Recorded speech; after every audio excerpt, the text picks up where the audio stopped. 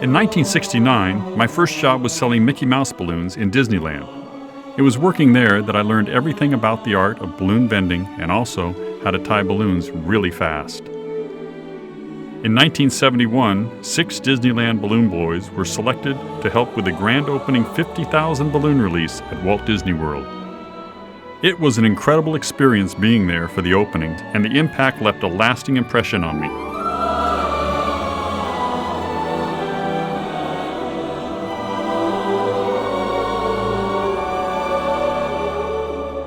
As I went through college, I supplied balloons at parties for family and friends.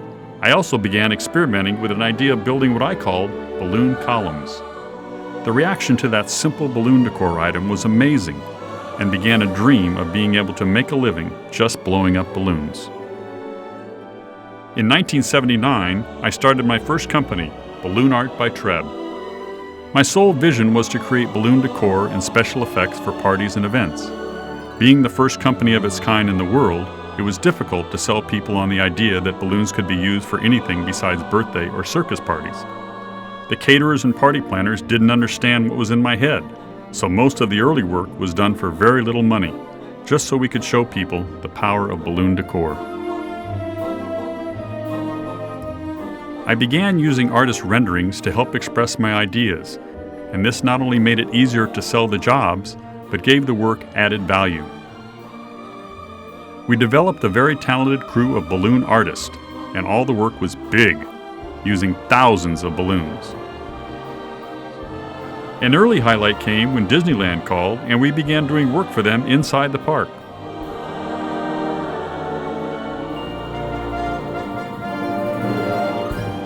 By 1984, just 5 years after starting, Balloon Art by Treb was grossing over $1 million a year in balloon decor sales.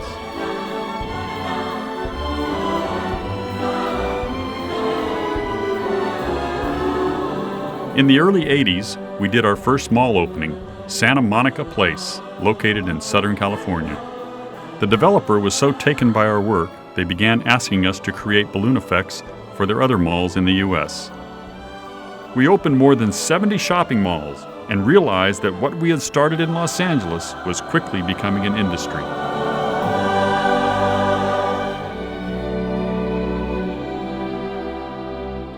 The event that really put us on the map, though, was the 1984 Summer Olympic Games in Los Angeles. We created a huge mural utilizing over 1,000 5-foot balloons, each being held by a drill team member. When the opening ceremony started, it was the first thing people saw as they tuned in from around the world, an opening effect using balloons in a way that had never been done before. That one event was a huge milestone, not only for our business, but the way millions of people viewed balloons. As we moved into stadiums and arenas, we discovered there was a real need for professionalism when it came to balloon effects. Balloon drops and balloon releases had a history of not working, so we gained a reputation for not only thinking big, but always making it work. We did the biggest balloon drops and balloon releases in the world and ended up in the Guinness Book of Records many times. All during the 80s, while our decor effect business flourished, we also became very involved with balloon concessions. South Coast Plaza and then Knott's Berry Farm, located in Southern California, were first, followed by Mall of America in Minnesota, and then eventually state fairs all over the country. In the mid-90s, I worked with my good friend Henry Unger, who taught me the distribution side of the balloon business. Together, we have developed many innovations, including the Glasshouse Balloon, which is the best-selling balloon of all time. We have invented and marketed many other products together, including the Light Up Balloon Stick, which lights up a floating helium balloon, my own pet walking balloons, and a variety of custom balloons for all of the Disney parks. Many people have asked me over the years what the secret was to my success.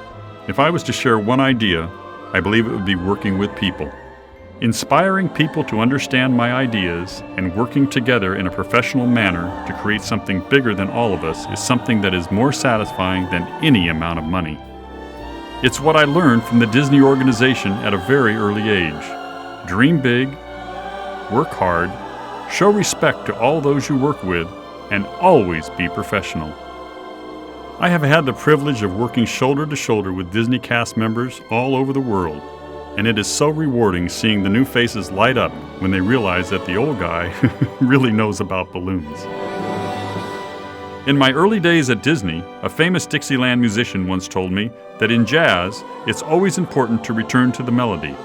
Well, my melody is balloon vending, and I am grateful that I found a way to make my original dream job last a lifetime.